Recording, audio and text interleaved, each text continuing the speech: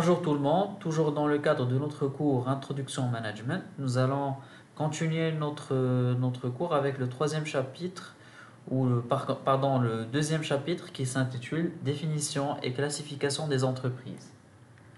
Donc déjà à titre de rappel de notre plan de formation, donc on a déjà vu la première partie qui est le management, concept, évolution et rôle. Pardon. Maintenant, on va voir la définition et classification des entreprises pour faire ou bien pour vous présenter les trois parties dans les prochaines vidéos. D'accord? Alors, déjà à prendre en considération qu'il existe deux types ou bien deux sortes de classification des entreprises, à savoir, on a le critère économique de cette classification et on a le critère juridique.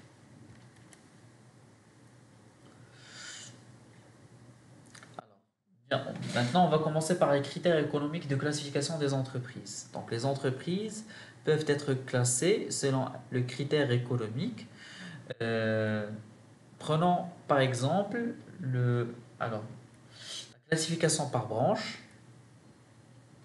Alors, dans cette classification, on regroupe les entreprises ou les fractions d'entreprises ayant la même activité et réalisant le même type de bien ou de service. Donc, il inclut des activités qui nécessitent les mêmes techniques, les mêmes matières, je dirais, matières premières, et les mêmes procédures, etc., etc. Et cette classification permet de comparer ensuite, pour les entreprises d'une même branche, tous les agrégats d'analyse. C'est-à-dire, on peut, à travers cette classification, si on arrive à avoir, si on a par exemple deux entreprises qui opèrent dans le même secteur d'activité ou qui offrent le même produit, par exemple le cas du café, on a Café du Bois, on a café, je sais pas, Nespresso. Ben, on peut comparer entre ces deux services, ces deux biens par rapport à la matière première utilisée, par rapport à la technique de production, l'emballage, etc., etc. Donc, plus sommairement, on remarquera que ces différentes branches se ramènent aux éléments suivants: agriculture, industrie, bâtiment et travaux publics et commerce.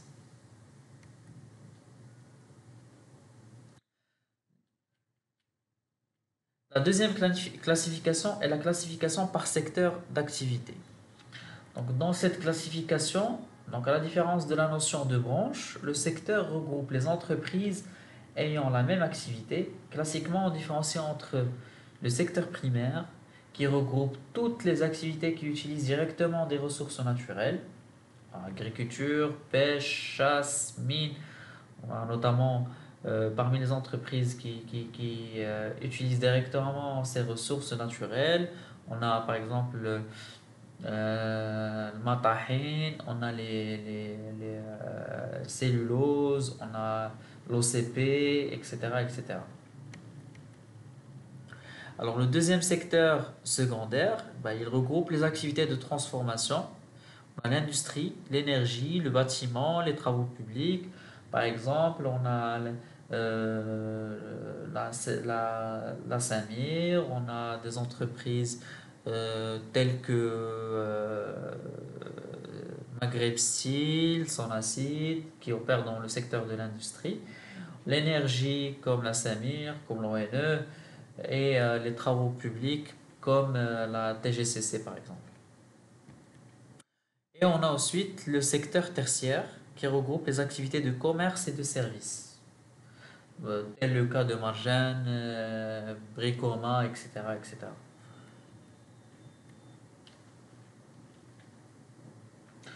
Troisième, ou bien le troisième type de classification, c'est la classification des entreprises par taille. Alors, la taille de l'entreprise peut être appréhendée selon plusieurs critères.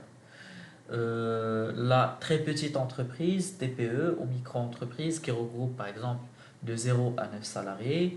La petite entreprise qui gère ou bien qui a un nombre d'effectifs de 10 à 49 salariés.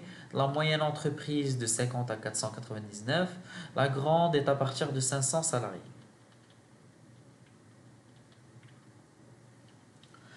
Alors, le secteur, on peut faire la classification aussi par type de secteur.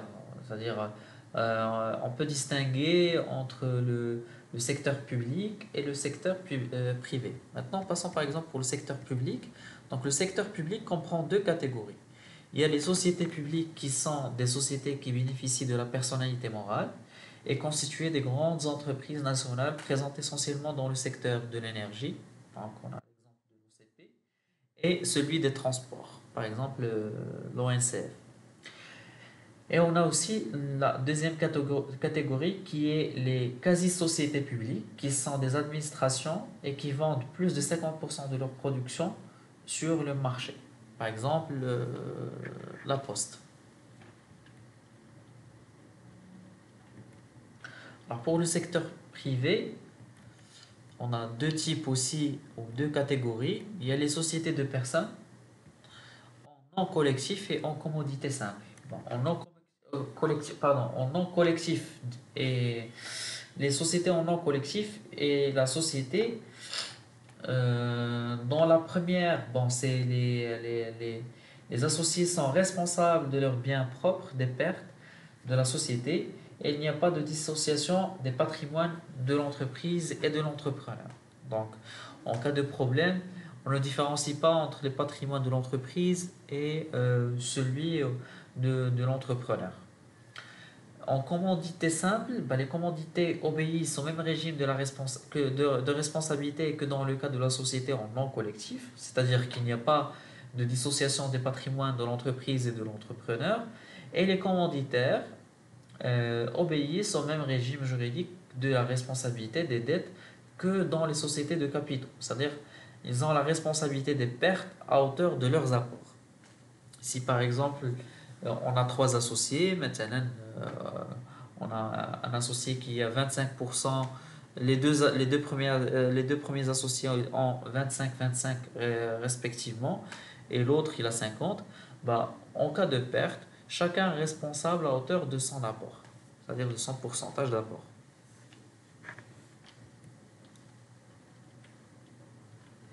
Et on a aussi les sociétés de capitaux.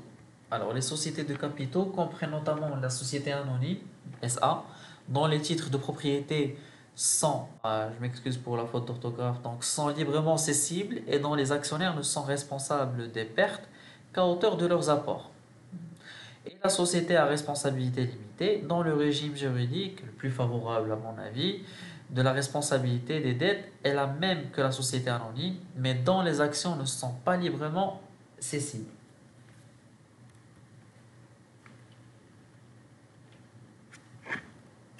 Maintenant, on va passer à la classification des entreprises selon la nature d'activité.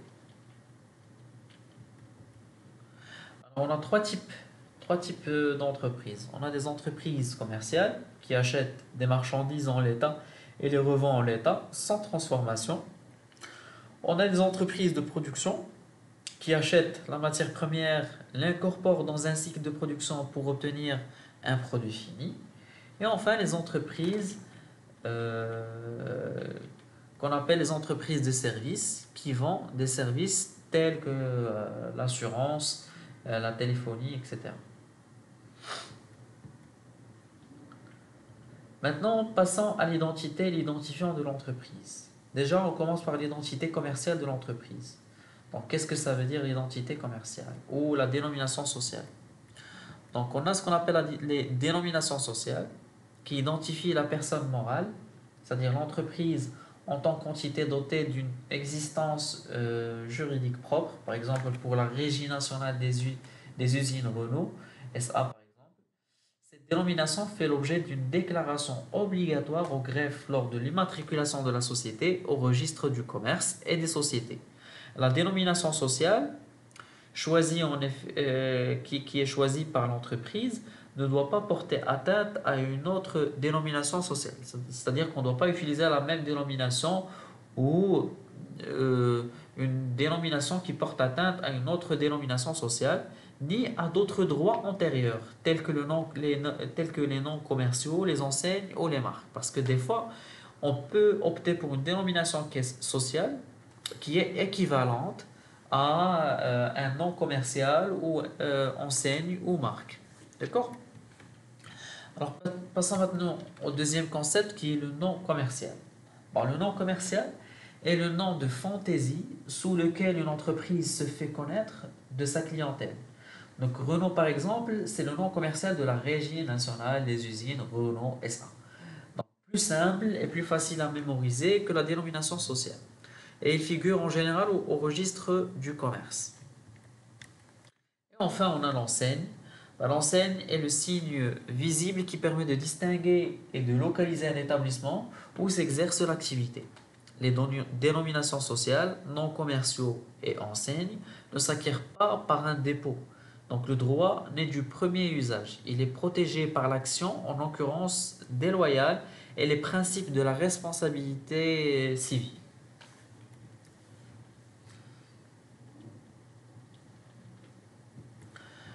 Et enfin, on a la marque. Bon, la marque, c'est le signe distinctif d'un produit ou d'un service. Ce peut être une marque de fabrique, de commerce ou de service. Donc, il est protégé pour une durée de 10 ans, indéfiniment renouvelable, et la marque peut prendre les formes les plus variées. On a un nom patrimonique ou nom de fantaisie, des chiffres, des lettres, des dessins, combinaison de couleurs, combinaison de tout ce qu'on vient de dire, et elle doit obligatoirement être associée à des produits ou services à désigner explicitement dans le dépôt. Donc pour être protégées, les marques verbales, figuratives ou complexes doivent respecter certaines conditions. Ils doivent être distinctives, elles doivent être licites, elles doivent enfin être disponibles. C'est-à-dire qu'ils ne sont pas utilisés par d'autres structures, par d'autres entreprises. Alors pour la marque, déjà, qu'est-ce que ça veut dire ces trois éléments qu'on vient de voir? Distinctive, ils ne doivent pas être constitués exclusivement d'un terme nécessaire ou générique. Par exemple, pour une boutique ou là, pour une entreprise du prêt à porter, on met comme marque vêtements, bien euh, comme terme, on met vêtements. Vêtements, c'est très courant, c'est vague et il n'est pas exclusivement, il est très générique en fait. Et du coup, vêtements pour nous, ça désigne des pantalons par exemple, et cela ne peut pas se borner à désigner une caractéristique du produit, comme transparent pour du verre. D'accord? Elles doivent être licites, c'est-à-dire ne pas comporter d'éléments trompeurs qui pourraient induire le consommateur en erreur sur les caractéristiques du produit ou de service. Donc ne pas comporter de signes interdits par la loi, des signes par exemple pornographiques ou des signes qui incitent au racisme, etc., etc., comme des drapeaux, les armoires, les emblèmes et poinçons officiels de pays ou d'organisations intergouvernementales ou être contraire à l'ordre public et aux bonnes mœurs. D'accord? Donc c'est ce qu'on vient de dire. Après, bon, elles doivent être enfin disponibles. Donc il est prudent après le dépôt de s'assurer que la marque envisagée ne porte pas atteinte à des droits antérieurs d'autres entreprises, notamment des marques, des dénominations sociales, des noms commerciaux ou des enseignes. Donc, si vous désirez disposer d'une marque, l'OMPIC, l'Office marocain de la protection industrielle et commerciale, tient à votre disposition une brochure Protéger sa marque qui vous indiquera l'ensemble des démarches à suivre et des brochures sur les recherches d'antériorité sont aussi disponibles, mais ça reste payant.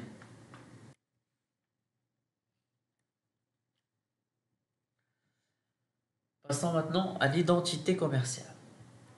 Donc, le logo, qu'est-ce que cela veut dire? Donc, le logo est un élément figuratif, donc c'est une figure, c'est un signe qui s'adresse seulement à l'œil, dessin, emblème, étiquette, vignette, hologramme, figure abstraite ou représentative, comme par exemple le crocodile de la poste, ou une organisation particulière d'un mot, police de caractère, par exemple si on voit le, le, logo de Nespresso, on voit que N elle est partagée en deux, mais ça donne ça donne un changement et je dirais, un mixage de caractères et de police pour porter ou bien pour signifier le même nom qui est, ou le même logo qui est Nespresso. Et enfin, un monogramme, tel l'exemple du C entrelacé de quartier. Donc voici trois types de logos. On a Conseil Coaching, le logo de mon cabinet. On a BMW et Intel. Donc maintenant passons à l'immatriculation au registre de commerce. Donc déjà, qu'est-ce que le registre de commerce? Le registre du commerce peut être défini comme un répertoire officiel des personnes physiques et morales ayant la qualité de commerçant. D'accord? Donc le système national comprend deux types. On a les registres locaux tenus par les secrétariats greffes des tribunaux compétents et le registre central tenu par l'OMPIC, qui est l'Office marocain de la propriété industrielle et commerciale. Donc, conformément à la loi 1595 formant Code de commerce, sont tenus de se faire immatriculer au registre du commerce. Ça, c'est un extrait euh, du Code général des impôts. Toute personne physique au moral de nationalité marocaine ou étrangère qui exerce une activité commerciale au Maroc, toute succursale ou agence marocaine ou étrangère, toute représentation commerciale ou agence commerciale des États, collectivités ou établissements publics étrangers, tout établissement public marocain à caractère commercial ou industriel soumis par leur loi à l'immatriculation au registre du commerce, et tout groupement d'intérêt économique.